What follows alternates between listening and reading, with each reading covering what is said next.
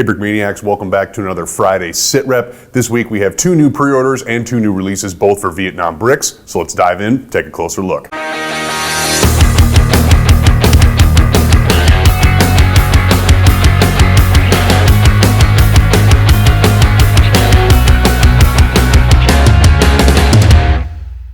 All right, so we're kicking things off with a long-awaited creation. This is the Sikorsky HH3E Jolly Green Giant, created by George Hicks. Dan was our project manager, so he's going to talk a little bit more about this big, green, awesome-looking helicopter. Right. So this is sort of like, George is making a kind of a tradition about these H3 series helicopters. Yeah. So this was a pleasure to work on. This is the second one I've worked with George on. Had the pleasure to test build for the Brickmania team. And of course, I'm doing the instructions, leading it through the rest of the project. Cool. So this is the prototype model, at least our version of it. George has his own. This is the one built to his specs with our parts. It was a fun build. If you are lucky enough to have the Sea King, you'll recognize a lot of the builds. In fact, the helicopter is based around the same airframe. The major difference being that this one has a ramp in the back. They're both amphibious helicopters. They can both land in water, but this has a ramp which allows for quick egress on land. You can bring bigger cargo than in through the side door on the other H3, the Sea King. Otherwise, the real purpose of this helicopter, with all of its additions, is a combat search and rescue helicopter. Right. So combat search and rescue means when a pilot is downed, they're not going to just leave them, if they get shot down or they crash in enemy territory, they're not just going to leave them to get captured. They will actually send a combat search and rescue team, an armed helicopter, behind enemy lines with specialized personnel to go pick them up. The specialized personnel being para-rescuemen. They are trained. This is Air Force I'm talking about too. I should also put the caveat that this is the Air Force's combat search and rescue helicopter. And they would have para-rescuemen, otherwise known as PJs, would be the specially trained special forces guys that would go out and rescue down pilots. They're trained to be medics, because if the pilot is injured, they'll have to do whatever they can to stabilize them and then get them aboard the helicopter in whatever way they can, either through the hoist here or they land on the ground, pick them up. This particular model, this is the Jolly Green Giant. This is made famous in the Vietnam War. The U.S. Air Force's frontline rescue teams would fly this helicopter. Usually they'd be accompanied by a pair of A1 Sky Raiders as well, so to do top covers. This thing has armed. It's armed with 2 M60 machine guns, but if you're trying to capture somebody who's being hunted by the enemy, you might want to bring some more extra firepower. No kidding. Clear the area at least a little bit. Right. These would usually never operate on their own. They'd usually operate in tandem with other aircrafts, particularly the A1 Sky Raider. Right now you have this in the as Southeast Asia camouflage. This is typical of the aircraft of this era. Okay. So even with those differentiations in the green, we're looking at the final color scheme for this build? There will not. This is a variation.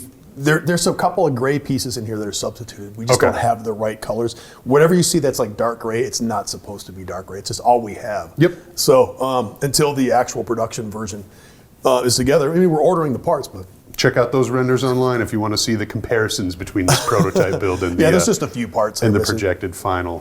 Obviously the printed parts are not on here as well. There are some printed parts that the cockpit is all detailed. Their intakes, the usual what you'd expect.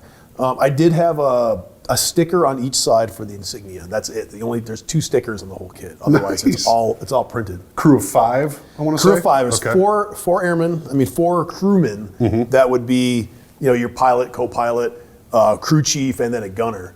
So they will be your standard guys, and then there will be 1 pararescue, 1 PJ. Yeah. So to Vietnam, and he'll have. I think we're actually going to make a beret. So he'll have his. And when they go in field, they're either going to be wearing like a flight helmet, or they'll be wearing like a boonie hat or something like that. But they're famous for their burgundy, maroon colored paratrooper beret. So we're going to actually include that as well. It'll be one of our berets that we've designed. Of course, we'll be printing that as well. Nice, a custom beret in this. Yeah, that'll only be people excited. exclusive to the kit. I mean, it's the only way you're going to get this Vietnam PJ is in this kit. All right. Well, is there more play features, etc., that you want to go over on this thing? Or Well, does it that does. pretty much It does wrap have a hoist. And let me pull this roof off here, Which I love that play feature, especially when Right. you've got the stretchers and stuff on the interior. You can get into it from the inside. There is a hoist, and it's clever. It's very cleverly done, where the hoist control is actually wrapped up around the rotor mast here, so you can, make the hoist go up and down. Nice. Just by turning this thing, and it doesn't interfere at all with the rotor. I think that's very clever. George did a great job with that. I think it's probably not a first, but it's implemented really well. Yeah, cool. On this model. Builder perks. Of course, you get the two door guns. It's a door gun, I should say. There's no door on the other side. It's actually like a window gun. So your crew chief and your gunners would be able to fight back against any hostiles that are on the ground trying to interfere with your rescue operation. You also get inside. There's two stretchers, like a stretcher rack. There's seating and the customary like igloo water cooler. Sure. So it's a metal water cooler compared to your plastic ones today. But they still, the cool part about it is they still put that in. Even the modern day Jolly Greens have that feature. Yeah, cool. So it's pretty cool. There is a detailed cockpit. I don't want to rip it apart. It's not easily accessible, but it is buildable. And of course, the landing gear do fold up. So you're gonna have Nice that. and easy. Love that. The front is kind of here you go, you're cheating. But it is amphibious. I mean, these things can land in water. You do have the refueling probe. This thing might have to go pretty far into enemy territory, so it's not your typical Sea King. It's a completely different upgraded Special Forces version. All these pararescuemen, and I mean, this is really important for morale. If you're a pilot, say in flying over enemy territory, you need to know that somebody's going to rescue you. Heck Shot yeah. down. It would be like a huge, if you didn't know that these guys were going to come and get you, they're going to risk their own life and limb, and sometimes they die trying to rescue people. And if you're a pilot, why would you want to go fly behind enemy lines if you think you're going to be abandoned if you get shot down or otherwise have mechanical troubles and have to bail? Was that at all part of the nickname, Jolly Green Giant? Like jollily seeing this thing coming through the jungle canopy to save my ass? It could be. I think it has more to do with. I mean, because it's green, right? Because of the size, and at the time that the company Jolly Green Giant, our Green Giant had that mascot. And you do see a lot of times that the in-country, especially at like the Air Force Museum out in Dayton, they have a Jolly Green Giant there, a fully restored one, and it's like one of the guys is wearing or there's a piece of body armor in the Jolly Green Giant in the helicopter itself, and it's painted Jolly Green Giant right on it. Perfect. So, yeah, and it's the food brand. They had no problem stealing that mascot. So. Yeah, this is a fun build. I can't wait for it to come out in a kit, and I hope we can keep this in production for quite a while. Absolutely. It's a pleasure. It was a pleasure to work on it, and man, I'm looking forward to it. And a long-awaited addition to Vietnam bricks, Absolutely. Now available on pre-order on brickmania.com. The Jolly Green Giant, designed by George Hicks. Dan, thanks for checking in. Yeah, thank you. All right, moving on from there, we have the M54 gun truck designed by Nate. And Nate, you've been looking forward to this build for quite a while. You have no idea how much forward I've been looking forward to this. A good part of this was based off of Cody's old CCKW, because I didn't know how to work. And I tried doing the newer design that I was working on. Oh, spoiler. But I actually found for this one, kind of basing off of the old Cody style with the bottom brackets, actually worked better. So I chose to keep that for this one. The hood was completely different to how it used to be. It used to be a bunch of like curved slopes, just like the basic 2x6. I actually did this cool sort of like inward design to where you just have like these two bricks and you just kind of like squinch them, like tilt them forward, and then you put the tiles on top, and it actually ended up working really well. Oh, also printing, of course. Look at these headlights. Look at those headlights. Yeah, Slam was really proud of those reflectors. Those reflectors look great. Oh, speaking of, also the reflectors. Oh man, this build's so hot you're gonna get a cold sweat from it. Ha, bad joke. Look, dated song reference, historically accurate. Classic song reference. No, Neverending Story 3 ruined that song for me. But yeah, these cool glowing reflectors look really well. The kit only comes with one minifig. we don't have that print yet, but he's going to look vaguely like this guy. Okay. Back in his day, he only had 2 sticks and a rock to fight the Viet Cong with, and also a Marine. But let's not worry about that. But yeah, he will be the minifig for this kit. And if you want, like, oh man, I want to stock up my minifig. I want to stock up minifigs in this cool truck. Well, we've got the option. Yes. Grunt 1. This is the Grunt 1 of 3. Yes, the Vietnam Grunt V3 in the light flesh version will have all of the fleshes coming out during this month. So if you want to load up your gun truck, you will indeed. They look great. I have that recommend. option. I'm going to get 3 Friday. So yes, you've got a crew for the M54 should you want to get something in addition to the driver. So tell me a little bit more about how you guys decided to go with this style of printing. I can see already over here that we've got some other versions. So talk to me a little bit more about the kit itself. Truck printing. That makes more sense. Correct. So let's just say there had to be some decision changing along the process. And I will also say that the truck beds weren't always the same for how they were made, because what literally happened is the creation of the gun truck is basically the fuel convoys driving along Vietnam, because you couldn't fly the fuel with Hueys because the Hueys needed the fuel, so convoy. The convoys kept getting hit hard, and they needed to defend the convoys. So basically the Army, in their infinite wisdom, just gave a bunch of trucks to a bunch of 19-year-old high school dropouts, and it was like, hey, defend the convoys. And we're like, we have literally nothing to defend the convoys. Here is 1 M60 per truck. I'm like, no. So they reappropriated some cool tools. They got, it's like a collection of like, obviously M60 on the rear, but also like a couple M2HBs on the side. Some of them had miniguns, not all. I'm not sure if Cold Sweat specifically had one, but let's give it a minigun anyway. It looks sweet. Yeah, right. I dig that. But I ended up. The original plan was trying to do like a sort of like shorter truck bed, or like a truck bed that had like the tiles like all the way stick out. I chose to opt for this style truck bed simply because I wanted a more of a design challenge. I could do simple, but I'm like, later. Yeah. But so I kind of went with this method of truck bed. And I will say, this cube right here was not fun to replicate. Like, it's actually really hard. Like, you can just make a regular truck bed like this style, but this weird little block thing, I don't know the purpose of it, but I did. And it looks kind of iffy, but that is literally the best I could do. Yeah, understandable. Well, and obviously the printing comes together really clean using those tiles this is on like the side. Clean printing. But I was like, oh man, I got the truck and I got all these guys, but what if I want a convoy? Okay, I got you covered. You got other options. We got Black Widow and Iron Butterfly. So these are additional stickers. These are stickers, not printed. Right. Don't get excited. These are stickers. You got to buy all the pieces to make the other gun trucks, or you can just buy a bunch of tiles if you don't like Cold Sweat for whatever reason. You buy some 2x3 tiles to pop those off, put them in blanks, and then bam, Black Widow. And each of them also has the front identification stickers as well. Cool. As well as the rear. They're not as good as I thought. That's phenomenal. So you really have some customization options with this build if you want to go all out and like Nate said, build that convoy. Yeah, and I know some people are going to be like, ugh, stickers again, Nathan. In my defense, this kit actually warrants them. So plus people like customization options, exactly. and I think most understand that we're not going to include the extra printed parts.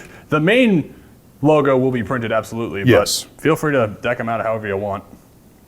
Very, very cool. Well, I'd say that to pair this as a long-awaited edition, I know I continually say that, but this month is absolutely full of them. Yeah, this one actually was long-awaited. Yes, indeed. It's been a passion project for our boy Nate here for quite a while. He's very proud of it, and we are proud to see it now on brickmania.com as a pre-order. You're getting a couple more later on. I was going to say, is there anything else you want to say about this build before we wrap it up? This build, I got a steel pot. That's it. Fair enough. Thanks for checking in, Nate. No problem. All right, moving on from there, we have a brand new armored Mutt Kit designed by John Canepa. Brennan was our project manager. I can see already that it comes with 2 minifigures, which will make a lot of people happy, but tell me a little bit more about this, armored up 4x4. Right, well, this was, as you said, it's a Canepa model. We've got a lot of really wonderful printing for you here. As you mentioned, the 2 minifigs. We've got the American military police, and the Vietnam. I am struggling today. It's all good. Vietnam QC, which is, if I recall, just their version of MP Right. in their language. Got, if you can see here, it's a little hard to see, but on the front of this tile, we've got an ID Oh yeah, plate look at that. for there, for this. And of course, you can't miss the massive military police emblem going across the front. I thought that was really slick with the axe and shields on either Yeah, side. the emblems. It's really, really clean looking. Super clean. And then you have your stars on either side of the kit here. So those will be on the slopes here and here. Only other thing we have printed in here, we've actually got 2 of these wrapped up little chocolate bars. My hands are a little shaky. I don't know how well you can. It's all good. get There we that. go. I got it. So you've got 2. You'll have 2 of them that are wrapped up. I only have 1 now, and then 1 that is unwrapped. Because Little it's not chocolate a bar yeah. in the hands of your man. Yeah, just sitting up there, gun in one hand, chocolate bar in the other. It wouldn't be a Canapa kit without foodstuffs.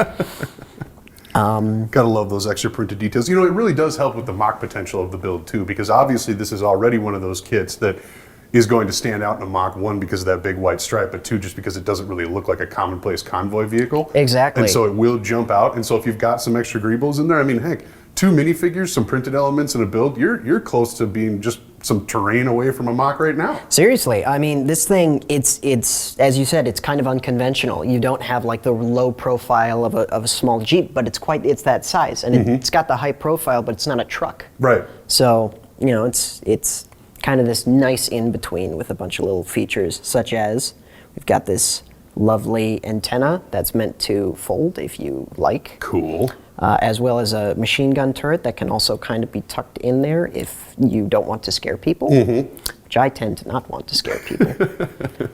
But it's also a little difficult to shoot back at someone if they start shooting at you. Indeed. So obviously we've had a couple of Mutts now in the Brickmania arsenal. We recognize some of the building techniques from the front in particular, but tell me some of the significant changes that we had to go through in order to make this kind of the up-armored version. Well, yeah, you've definitely got these doors on here. I don't think we've ever put those on any of the Mutts we've done. It's been a while, so it's hard for me to remember. We've got these armored doors on here. There's a really funky system that's holding this front piece on. You may see that's actually at a little bit of a tilt back at an angle. And it's kind of hard to see. If I can roll the gun out of the way and get you a better look in there. I don't know how well that's looking. Give me a second to lock on. But you might be able to There see. we go. Yeah, okay. Yep. So you've got your steering wheel in there, and then connected to that, you've got a handle, or a plate with a handle, and that's hooking underneath the engine block to help tilt it at an angle, so it creates that kind of distinctly sloped armor look. Nice little detail. Looks like it well should done, ricochet. John. Yeah. Small arms fire, stuff like that. And then you've got, of course, these really bulky side plates, or side tiles rather. All comes together. Lovely little Jerry can on the jerry back. can sitting on the back. Love it. And yeah, there's just a lot in such a little kit, honestly. It's surprisingly roomy. It's surprisingly roomy. Well, Yeah. on that note, we will we'll move on from here. But there you have it. That is the up-armored Mutt, available now for Vietnam Bricks on brickmania.com, and a cool, unique addition to this year's lineup. Brennan, thanks for checking in. All right, and as I said previously, we do not have Landon in studio with us this week, but we're still taking a closer look at the brand new Vietnam Grunt V3. This is the light flesh version. As I said in the preview, we are going to have all of the flesh tones put out this month. We're just not doing them all at once, so they'll drop weekly. So this is the first of them, available right now on brickmania.com. As you can see, we're back to the olive green. Got a really nice printed Brick Arms helmet on there, as well as updated artwork pretty much across the board. So you can see that webbing there. I'm going to leave it to Landon to be the one who actually comes in and explains kind of how everything breaks down, because obviously he spends the time to sit there and make sure he's got the gear right, or at least as right as it can be. So there's a little closer look at the front. I'll flip them around here. We'll take a little closer look at the back as well, so you can just kind of get an idea of everything that this new V3 Grunt is including. But yeah, we'll look at the side there. Sorry, I know the light's kind of harsh on that. Let's see if I can adjust that a teeny bit. Maybe not. Nope. That's all right. It's a US pouch, for those of you that can't quite see. Go to the other side here too. So a nice generic loadout, something that will really allow people to army build, or at least to start updating, because there's a lot to love about just all the new technologies and everything that's come together in the expansion of Brickmania minifig printing as of recently. So lots to love. As I said before, we'll make sure to have the man himself back in studio to talk a little bit more, for a little bit more in-depth breakdown of everything that this new Grunt entails. But it's looking sharp, ready to load up your M54 gun truck, and available right now on brickmania.com. All right, Brickmaniacs, and as promised, we are going to make the official announcements for the winner of the 1941 MOC contest. So we're going to start with our honorable mentions. We'll roll through there, and then we'll get on to our first and second place winners. So kicking things off, honorable mentions are in no particular order here. We have Stefano with this Battleship MOC, which is a cool take on 1941. Didn't receive very many of those, so props to him for doing that building. It looks very, very sharp. Moving on from there, we have Finn with this Tank Depot build, which is an excellent way to showcase that kit, not to mention just a cool MOC in general. Once again, kind of a different take on a lot of the ones that we received. And then Linus with his Panzer Ambush. This is also a nice way to showcase that 38T. I really like seeing the hidden minifigures, etc., in the background, kind of setting the stage for what might come next. And actually, what might come next kind of segues nicely into our second place winner, which is Clone Bricks. This was a very, very close race between first and second place. As you can see, this is an absolutely excellent MOC. I love the motion. I love the landscaping. Obviously, integrating the kits and minifigures in there, very, very well done as well. Looks straight out of a photograph. Very, very intense MOC. But then finally, moving on to our first place winner. Like I said, it was very, very close. TJ's Bricks is the winner of the 1941 MOC contest. Phenomenal build here. You can tell just by the scale, a lot of time put into this one. I love the motion. I love the integration of the different terrains, the way it all comes together. Just a very, very sharp looking and complete MOC, and ultimately exactly what we're looking for when it comes to our winners. So there you have it. That is the rundown for the 1941 MOC contest. The new MOC contest is already up and running. The theme for that is movies, basically. We've decided to just kind of remove the war, Hollywood, any part of it onto it. It's just movies. So if you want to build something cool, go ahead and submit to that. All details are on our blog or our website right now, so make sure to check that out. Thank you again to everyone who participated. Love seeing all the submissions. We have a blast going through them. I know it takes us a while, but we really do enjoy it. So please keep submitting, and then as we get a little further along in the year here, we'll make sure to announce some prizes coming up for the movie MOC contest. But if you can think of some of the stuff that we've been making recently, and you're familiar with the films behind them, maybe you'll know a little bit about what we're thinking prize-wise for this contest. So that will do it for the Friday Sit Rep. Thank you very much for watching.